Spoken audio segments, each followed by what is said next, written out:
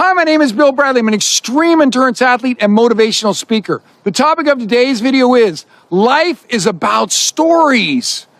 So I was in my gym recently, and there was a young guy in there, and he started telling me a story that he had gone up for a weekend, to do some weekend like snow camping in the Sierras, and him and his buddy got hit by a surprise storm. I mean, we've had some huge snowstorms up here, and it dumped on him like he couldn't believe.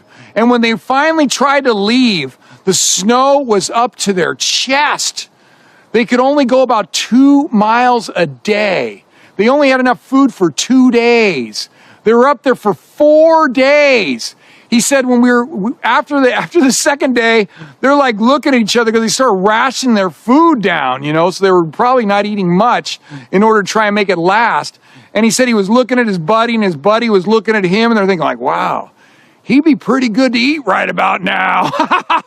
And he's telling me this story, and I'm getting like all wide-eyed. Of course, I love stories like that.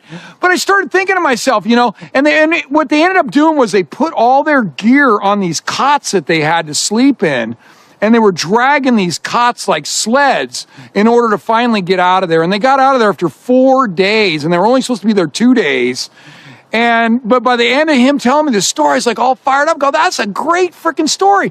And I started, thinking to myself, life is all about stories. If you're not out there making stories, you probably got a pretty boring life.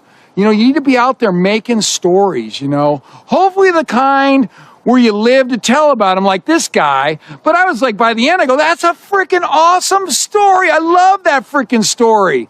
So you want to make sure that you got enough adventure, enough excitement in your life that you're able to tell stories that people actually want to listen to.